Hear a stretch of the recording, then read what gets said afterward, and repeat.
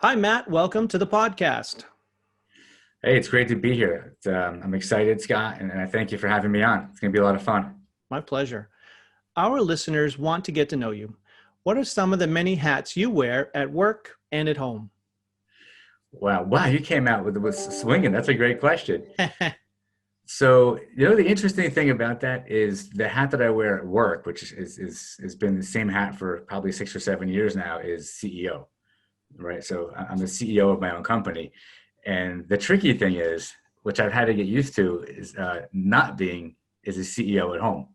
Mm, Right? Because if you bring home the CEO, then all of a sudden you have all sorts of problems, and you start hearing it like, wait a minute, you're home, you're not at work. So, um, at home, when I switch off that CEO hat, I'm a father, I'm a husband, um, I'm, the person in the home that tries to really try to lead the family, and try to mhm. just be a role model for my family, for my wife, and for my kids, and in the community. So, it's an interesting balance. There's no question about it. Mm-hmm. And I saw on your LinkedIn that you're a volunteer fireman, or you used to be, Very and boardman or selectman. couple different things. So yeah, I was a volunteer fireman for 15 years. I was Mm, active, and I'm getting up there now. But I started doing that when I was in high school, when I was 18. So I did that for about 15 years, and I kind of trailed off when I met my wife. And just that point in my life, I had put in so much time, and I was so active because it really takes up a lot of your life. mm, But it was so fulfilling, and it's like when you do anything like that, and you're volunteering your time and you expect nothing in return, like you're just out there to help people and help the community. For me, it was rewarding, and it was fun. I mean, going into a building that's on fire, for me it was fun. That might not be true for everybody. right. The other thing that I transitioned to, which much later in life, like, which was more or less the past 6 years, um, was becoming more active into politics in the town that I was living in at the time. And it just sort of happened because I became passionate about some of the issues that were going on, Mm-hmm. high density housing and all these things that affect so many towns in the Northeast. So I kind of fell into it, and I'm not a politician. I just happen to be passionate about stuff. So, like business, like anything that I've thrown myself into, if I'm passionate about it, all of a sudden I start putting a lot of time into it, and I start getting a lot of attention. So, long story short, I ended up running two people's campaigns in my town that ran for council, and they both won, which got me a lot of attention. Coming from nowhere, I had no political background whatsoever. I came out of Mm-hmm. literally out of nowhere. So that, of course, got me the recognition, and the thanks I got, which I say like tongue in cheek, was I got appointed to be a commissioner on something called the Zoning Board of Adjustment, which in most towns and cities, those are the people that you have to go before if you want to make a change to anything, to a piece of land or to a property. And it's an interesting thing. So I did that I sat for 2 terms. But I continued to be involved in politics in the town, and ultimately I ended up becoming the vice chair of, I'm not going to say which party, but the party in the town, and was basically second behind the mayor in terms of political hierarchy, so to speak, within the party. It just happened because I worked hard, I put a lot of time in, got recognition. And the funny thing is, I never had an interest in being out front. Like, I didn't Right. want to run for office and be elected at all. I wanted to be. I think you have more impact when you're behind the scenes and you're Mm-hmm. really helping to decide who's going to run for office, helping to get them elected, helping them to raise money. If you believe in those people and that they're going to do the right thing, to me, it's more satisfying than being the one running. So, long answer Right. to your question, but that's what I was pretty heavily involved in. And when I moved to Florida, which is where my primary residence is now, I had the opportunity to actually step into a vacant seat at a higher level here. And I just said, you know what? I did it for 6 years. It took up way too much of my life, and I'll pass. You know, Right. I love how you bring that enthusiasm and your leadership skills to whatever role that you want to play.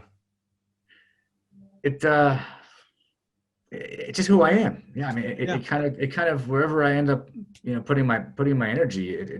You're right. It kind of just plays out that way. It's I think for people who are leaders, who are in leadership roles or positions, it tends to be that just happens organically. Like if you're Right. just wired that way, and maybe more so than even being wired that way, like if you continue to evolve and you're really like growing and expanding, Mm-hmm. that sort of just happens. You're ready to roll up your sleeves in whatever Yeah, situation.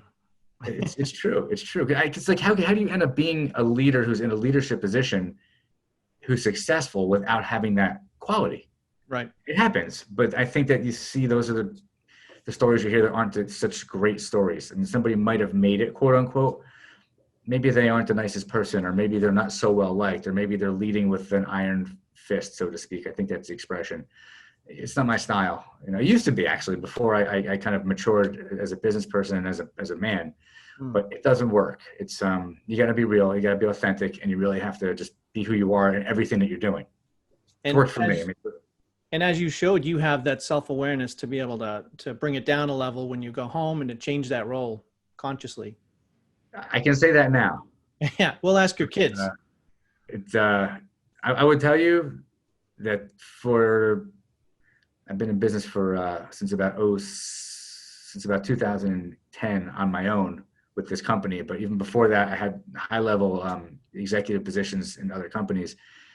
It wasn't always the case. And one of the things I learned is, unfortunately, it took me till about 2 years ago to really get it, is the idea that priorities are very important. And I had put success ahead of family for a very long time. And I will tell you that has an impact on your family. Mm. And it could be different for everybody, but it was like about 2 years ago that I realized, wait, those priorities are backwards. Like family comes first. And when you're balancing it all, it's hard to balance work or building a business or being whatever successful means for you with a family. It's because it's hard to put one in front of the other. I mean, the reality, your family, there's no question, is number one. But if you don't, prioritize and balance work, your family is impacted. Right. So it was about 2 years ago that I realized, wow, I have my priorities backwards, and I was missing too much. While I was there for all of my kids' events, I was getting home at 8 o'clock every night. I was working every weekend because I was trying to build this thing that we've got now. Yeah. If I had to do it again, I'd probably do it the same because I've made a million mistakes. I failed tremendously along the way. And it got me to the point that I'm at now which is like, okay, family is more important. And I don't put that before anything at all anymore. But it takes some real serious things happening in your life to be like, whoa, what the heck was I thinking? The politics, other people's things that were important to them, work, networking events, like all this stuff was like to some means to some end, but there's never an end really. Like, what's the goal? To make as much money as you can. All right, I have enough money. Like, I'm comfortable. There's no end to that, right? Right. So maybe it's just going through midlife or something, but I really realized about 2 years ago, like I got this backwards. And in the past year, totally transformed my own life and switched it around. And the funny thing is, work and business are more rewarding, and I'm 1,000 times happier now than I ever was when I had it switched the other way around. Mm. Make sense? Yep. So there's a lot of information there, but it made me think with that question. No, I like that. We're talking about roles and priorities, and I love that. And even with this podcast being all the hats we wear, that I talk a lot about different roles and switching out. And as a time management coach, I talk a lot about that. But I've been thinking about how we have all these different roles and hats we wear, but also there is that middle part. Like if you're thinking like a center with a bunch of extensions going out of it, you can choose to go work on the family, you can do this, but it's coming from that one space of you as a person. I really think that we're a person before we're all these other things, a dad and a husband and a friend. Have you thought of anything like that with in terms of prioritizing, and how do you said that family, of course, is the first, but you also need the business. You need it all. There's one piece missing, and the piece which is where I had this sort of transformation over the past few years, is this like it's like it's like a self-awareness, it's a mindfulness, Mm-hmm. right? And it's the truth is, this might get too hokey for you, but the truth is you have to be happy inside yourself. It's like it's a soul thing, and I'm not talking religion, or I'm talking being happy inside yourself, in your soul, being at peace, being content, and knowing that truthfully the most important thing is happiness, and that only can start and end inside your own heart. Mm. And that's what the transformation that I went through. I've always been a spiritual type of person. And so there's just different things and people that I've been exposed to, and I've exposed myself to, because I knew, I'm like, so, man, I'm business is going good. I'm making money. I got nice cars. I got a nice house. But like, man, I don't feel fulfilled. This happened Right. like 2 years ago. And I'm like, man, something doesn't feel right. Like, I'm successful as a politician. I'm recognized in a lot of places. Like, it's all those things. But so what? And I had that so what feeling, and it was not fulfilling. And part of the journey for me was to continue on with this, like, okay, something's missing. And, it's, look, for everybody, it traces, this is really crossing over. It traces over for everybody back to your childhood, back to who are you, back to like, why are we the way we are? Why do we think the way we think? Like, what's really going on? What's really driving decisions? And for me, I'll give you something good here. I grew up very poor, even though I lived in a very wealthy town in northern New Jersey, about, I don't know, less than a half hour outside New York City. Personally, I grew up very poor. And so for me, when I was 12, my father died suddenly. It was about 3 months from cancer. And my mother didn't have a vocation. So we ended up living off of Social Security. So my brother, my mother, and I, there's three of us, a check would come in every month from the government. And that's how my mother would pay for everything for us. And we lived in this small garden apartment. And if we lived in a town, this is in the 70s, 80s, it was a very wealthy town. So I was the poor kid. So I grew up around all these wealthy people. I had wealthy friends. I saw these lifestyles, and I'm like, what? I don't even understand. What's going on here? And it could do one of two things. It could bum you out and it could ruin your life, or it could motivate you, and it can kind of twist and turn you in a way where, okay, I want something that I don't have. And so for decades, I was driven by like this wanting. And then I was always the hardest worker, no matter what I did, whether I was landscaping, whether I was digging ditches with planting trees, hanging gutters. I drove a truck for 2.5 years. No matter what I was doing, I was always the hardest worker.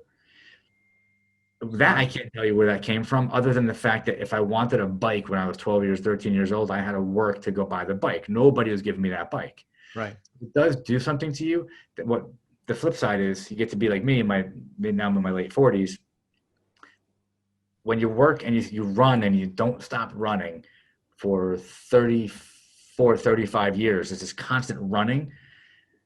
I reached a point where I'm like, oh man, what am I running to? Right. Or what am I running from? So the transformation becomes like, you got to search inside yourself and say, like, am I really happy? So the answer to your question is, the piece that's missing is you gotta be happy inside your soul as a spirit, so to speak. Like, you gotta just, and if there's some stuff that's gnawing away at you, if there's some other, stuff from childhood, or some other stuff in your life, you got to work that out, and you got to be able to be in any moment with whoever you're with, doing whatever you're doing, or most importantly, to be by yourself and be at peace and be happy and be content and fulfilled with who you are as an individual. That's what you have to bring to this life. And that's what you have to bring to your work, to your business, to your relationships with your wife or your significant other, to your children. That is when you walk into a room and somebody has a glow and somebody has an energy and you're just kind of like drawn to them. That's what it is. That's what I think it is. So I worked on that for 2 years. I'm still working on it deeply, and it's amazing. And if you talk to people that even knew me a year ago, I get a lot of feedback from people like, "What happened to you? Like, what's going on? Like, what?" And it's interesting that law of attraction is a real thing. Like, when you really are happy and content, and your energy is in a really good, content, peaceful, real place, you don't have to try so hard. Things just kind of find you. People kind of gravitate to you. People like being around you. Business just kind of feels easier. Stress kind of melts away, because stress is self-inflicted anyway. It's not even real. Interesting. So sorry, long answer again, but. Well, no, I think there's a book in there. Matt. It's one of my goals. There you go. Now let's switch gears a bit to your company. You're the CEO for the tech company Mindcore. How does your company provide value for your customers? So we try to set ourselves apart. Like we're in the IT business. It's a commodity. We don't, we're not Apple. We don't invent products. So we have to set ourselves apart by providing what I call white glove service. You go above and beyond, over communicate, over deliver. We don't over promise, but we do strive to over deliver. And the value comes from like not just delivering the actual service. Like, if you need cloud, we'll deliver you cloud. To me, it comes from, it's the oldest thing. It's been around forever. It's the trusted advisor relationship. So it's a confluence. Like it's where this meeting is like of providing the actual service, which granted anybody can do, but in how we deliver that service and how the experience feels to the people that are receiving the service. But even before that, leading up to it, knowing that we feel like we should be working together, right? So all of our customers, there's a relationship that we have with our customers where they want our type of service delivery. They want us like as quote unquote executives at the table with them, giving them strategic guidance, giving them budgetary guidance, talking about risk management, like that whole advisory aspect of our company, that drives the company. That's where the value is. I mean, in some cases we charge for it. In some cases it sort of just organically happens. But it's funny. I was driving this morning. I was talking to one of my sales guys, and I said to him, "Do you remember up until about 4 years ago, we didn't have one piece of marketing material? I refused to print things. I refused to hand things out because I didn't want to be those people." And I'm saying to you, up until 4 years ago, every client that I worked with, everybody that was a customer of ours, it was because they chose to work with us because they felt connected. They felt like it was a good fit for them. And it was never because of our website or because handing papers out or marketing. It came down to this trusted advisor, like this trusted relationship. And that comes from the passion that they feel from me and the people that work with me. It comes from the fact that they can sense that we really care about them. So, it's like for us, value isn't like in a product. The product is the end result. They're getting something, but the value is not a commodity. And it's like any service that you choose. I mean, Scott, you pick a lawyer, you pick an accountant, you pick somebody who's going to write your book, like whoever you're going to pick, you feel that there's some like really serious connection where you're on the same wavelength and you can just take them, we're going on this journey together. So for me, I'm taking you on a journey where I'm helping you figure out your business and how the technology is going to help you reach your business goals. But that's more than just like, hey, you should go in the cloud and you should use this product. It's like, I got to understand your business and I got to be able to like really connect with you. And you have to be open to listening to my guidance because I've had many businesses. I've succeeded and I've failed. I've started businesses. I've sold businesses. Yeah, I'm in the IT business. That's what I really know best. But the advisory piece that we deliver, it's pretty serious. And that's where the value is. It really is. But you have to want it. You have to want to be open to it. You can't be like, I know everything. And so I just want you to tell me what I think I want to know so that I can be right. No, as a business owner, for us to work with you and for you to feel like you're getting value, you got to be like open to like, I want your advice. Like I care about what you have to say and I believe in you. For us, that's where the value is. And that seems kind of rare for a tech business. Doesn't tech businesses usually get the stereotype that they're kind of cold, that they just, get frustrated with the customers and they just want to talk about the technology? They don't have the people skills. Very intuitive. That's very intuitive, actually. You brought that. You're 100% right. It's very uncommon. And that's actually, I did an interview 2 weeks ago for an article, and somebody asked me how I built the company from nothing, from zero, just in my basement by myself. And it's that piece. It's being able to communicate with people and connect with people and speak the language that human beings understand, which is not tech. Right. I spent, I forget how many years it was. I worked for an advertising. I worked for a company that was a holding company. They're a public company. At the time when I was there, they were a $2 billion company. This is relevant to your question. They I climbed the ladder there from pretty much the bottom to, and at the end of my time there, I ended up being the IT director. I was in charge of like 35 people. I ran 8 business units throughout New York City. And, it was because I was able to communicate with people and be around these executives at this global headquarters and to connect with them and to connect with all these people who were just in this caliber, this C-suite of people that I had never been around before. I learned a lot about how to really communicate and deal with people and to connect with people and to find common ground with people, to listen with, listening to people. People want to be understood. I learned how to listen to understand people and to connect with people, not just in their words, even how they feel. Mm. And I had it in me, but working in that environment around those people helped me to kind of really get in touch with that. And over the years, that's really what actually began to set me apart and set my company apart. And even when I hire people today, I give everybody DISC assessments, behavior assessments, and personality assessments. Doesn't mean they're right or wrong. It just, I strive to have people around me who really can connect with other people. And that's not common in our business.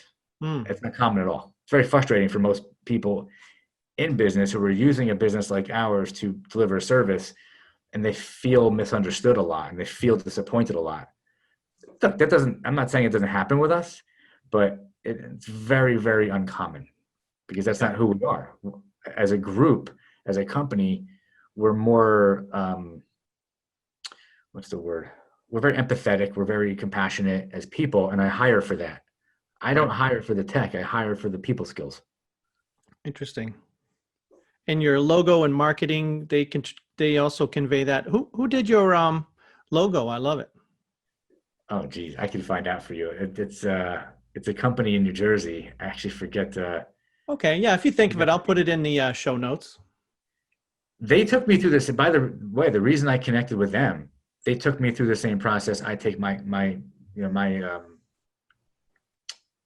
going to say prospects, but people that I meet that might want to work with us. Mm. This company took me through a very similar experience that we take people through, and I connected right away. They were so focused on who we are, how we feel, what we want our business to be, to feel like to others, that they came up with that logo, which some people felt was cartoonish.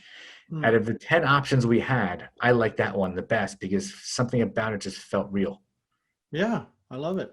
And we transform businesses. We actually transform people's lives. We do. Right. That's where the logo came from. Now, in terms of productivity, which app, software, and technology do you rely on for your personal productivity and the productivity of your team? Awesome. So there's 2 things. Well, actually, it's pretty simple for me. So personally, by the way, I have a video on my own YouTube page about this exact question. I use Microsoft Office. I use Outlook to manage my schedule. Everybody uses it, very common. And it's the way that I manage my schedule that works for me. So I don't keep things in my inbox. I turn things into actionable items. Mm. So what I'll do is I'll go through my email, and unlike most people, my inbox isn't my to-do list. Right. Right? Box is really more of an annoyance that I have to deal with that creates noise, which creates distraction, which takes me away from the things I have to do. But the tool that I use to organize myself is Outlook. I use my Outlook calendar. I color code things, and each color. So I'll visually look at my calendar. I'll know if I have a podcast to do or an interview or something like media wise, that'll be in blue. There's no reason. It's just, that's the color. If I have something super important that is what I call an MIT, which is the most important thing, which I can't take credit for. I got that from Andy Frisella, who's like a super heavyweight out in influencer land. I make my MITs red, right? If it's an MIT, it's one of the most important things I have to do today. And come hell or high water, if nothing else gets done, I got to do that. That's red. So I've organized my life like that. I've become more flexible with it in the past year for the reasons I alluded to before, because it was becoming too much of a regimented schedule for me. And it wasn't leaving me the flexibility to have the time for my family and to be happy. But that tool, I mean, it works for me. I'm sure other people have other tools. The tool that really, really drives their productivity, though, is called ConnectWise. And in our business, ConnectWise is one of the top 3. There's another one called Kaseya. I don't even know what the other ones are anymore because I haven't looked for one in years. But for us, ConnectWise is a productivity tool that takes us from, it runs our company. So let me just say, ConnectWise has their own motto. If it's not in ConnectWise, it doesn't exist. We live by that, right? So if it's not in ConnectWise, in Mindcore, it doesn't exist. If it's a business lead, if it's not in there as an opportunity, it doesn't exist. If it's a service call, if it's not in there as a service ticket, it doesn't exist. I can go down to projects. We run every project through the project management module. If it's not in there, it doesn't exist. There's no project. It can't be if it's not in the system. Finances, dispatch portal, or board, which is where everybody is all day, what everybody's doing. It runs every single aspect of our company. And I picked that one up probably in about maybe 2010 or 11. I put that in place. Now, I put that in place when it was only me and two other people. Luckily, over the years, the companies that I acquired were also using it. So it made the acquisitions easier because I could suck the account lists in and all the historical information in. So, but for us, it's a flow. And it goes from, we meet somebody, they become an opportunity. If it's a business opportunity, it turns into a quote, which happens in there, which turns into a sale if we close the deal, which turns into a customer, which turns into a whole flow of creating a customer, from contact information to financial information to any special, what they like to eat for breakfast, whatever we're going to put in there. And it goes from there right into servicing them, right into configurations, like every single thing about their company. I mean, technically, firewall, switches, servers, every piece of information gets put in. So, for example, if somebody has a warranty on a server that's going to expire in 2021, in January, we know 60 days in advance because the system opens up a ticket, tells us, gives them a quote. It's this unbelievable workflow. I'll say this. When you asked me before, one of the things, maybe you said what sets us apart or what's the value, we use the system really, I mean, we don't use 100% of its capability, but we take it pretty far. And I will tell you that in my business, in our industry, I have yet to come across another IT company that uses it to the depth and the power of what it has, to the point that I actually hired somebody. I had a guy who was with me he's been with me since it was just me. He was a consultant that used to do websites for me. Guy's brilliant. He's an unbelievable programmer, and he thinks like I think. So what I've done over the years is I brought him on full time and made him our head of process and workflow. My company has a process and a workflow for every possible thing you can imagine in this business. And the reason I have that is for us to be fast, smart, work smart, not hard, for us to be streamlined. I don't want everybody in my company to have to think during the day. I want things to be automated. I want them to just be like, oh, we need a quote. All right, we do this. We do boom, boom, boom. This one gets an automatic email. This one gets notified. We've gone as far as building a custom dashboard that doesn't even exist. I mean, ConnectWise doesn't even sell this. I've actually toyed with selling this as a product, but I don't want to give it out to people. Yeah. There's a dashboard that I use and that we use to run the company. Every piece of managerial data that I could possibly need about my company to tell me if we're efficient or inefficient comes out of the data that goes into the system. And I can tell literally within a 2-week period if our billing is off. I can go right down to where did we lose time. I can tell like right down to the hour where we lost time. That's been built over the past 10 years. And it's this gentleman that works for me, who understands me, who understands how I want to see the business as an owner. And we can, because of the system we use, ConnectWise, because all the data that's in it, which is accurate, we can pull out information that blows people's minds. And when I bring that type of mindset to other people's businesses, I've had people hire me as an advisor to literally reverse engineer every process in their company, rip it apart and put it back together with a new piece of software and better, smarter, faster processes. It's not common for an IT company. That's just because I come from a corporate background and I just have that way of thinking, and I can apply it to small business. Right. A lot of my listeners are entrepreneurs and solopreneurs. So would you say that something similar would be the best thing they could do to get control of their business and their technology? If you can start with that in mind, if they're startups or they're early, if they're early on, if they're not mature businesses yet, 100%. Aside from having good mentors, which is a must, Hmm. the thing I would tell you tactically, like logistically, operationally, you might try. I tried 3 before I found this one. If you can find somebody who's a mentor who can say, look, this is the one that's best for your business and tell you why, and you can save yourself a couple of years of making a mistake. Yep. Find the one that's right for your business.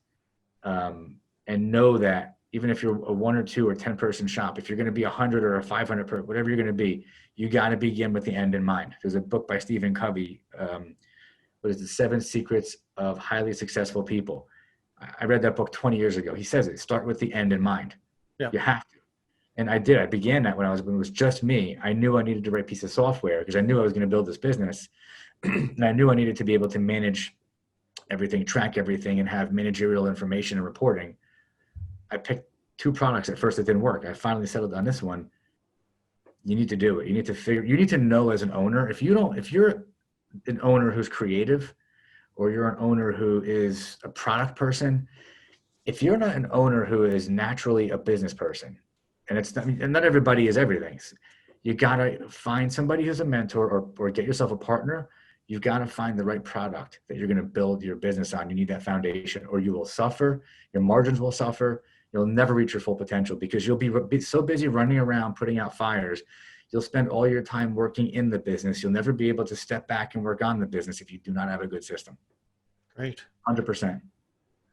Well, Matt, I think we're going to have to listen to your episode a couple times with everything that's in here. It's fully loaded. So great. I really enjoyed this. I enjoyed this conversation a lot. Now, before our final question, where can listeners go to find out more about your company? The best thing to do is go to our website, which is www.mind, which is MIND, -core.com. Tons of information. Go to the YouTube page. I shoot videos on a regular basis. Probably 50 videos or 60 videos now, but there's going to be a few hundred more coming out over the course of 2021. And it's my focus right now is just putting content out that's helpful to people. Yep. My LinkedIn page, just look me up on LinkedIn. I have a feeling you're going to probably put that on the screen somewhere. Yes. My email address you'll put out there, which is matt.rosenthal@mind-core.com. I'm happy to give anybody advice. Be a mentor. So valuable. I had mentors along the way that weren't intentionally mentoring me, but you got to know that you don't know everything. Yep. You got to rely on people. What's one action step our listeners can take to help them lead a more fulfilling life? Oh, wow. Stop and catch your breath. I alluded to it probably a half hour ago. We're so busy running. We don't know if we're running from something or to something, but usually we're running to something and we don't even know what it is. Stop and catch your breath and really make sure you have your purpose straight. Know what you're going after. Know why you're going after it. And make sure you're in touch with who you are. You can chase this dream for 10, 15 years and find that you're, say, wait a minute, I'm not even happy. The action step is make sure you're happy. Make sure you're happy and bring that to your business and add something else in there. If you're an owner or you're a leader in your business, the most important thing, it's hard to balance this to decide which one is most important, but the most important thing is your employees. It's the people that work with you. Okay. It's your team. It's also true that the other most important thing is your clients. Okay. Because you can't have your clients, you can't have your employees, without your clients, right? It's a symbiotic relationship. But I will tell you that having employees that feel like they're part of a family, if you can maintain that feeling for as long as you can maintain it, that's something actionable. And that's something that as a leader, you need to be aware of.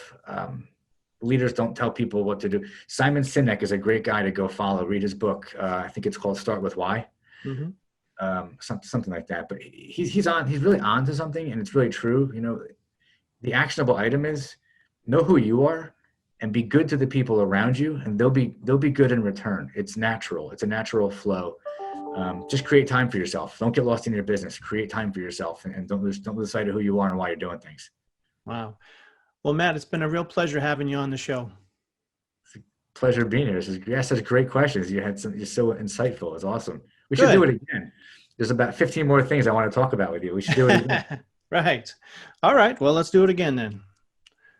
Awesome. Well, listen, I appreciate that you gave me the time, and hopefully whoever listens to this and whoever follows you, they get some value out of it. That's my hope. Great. Perfect.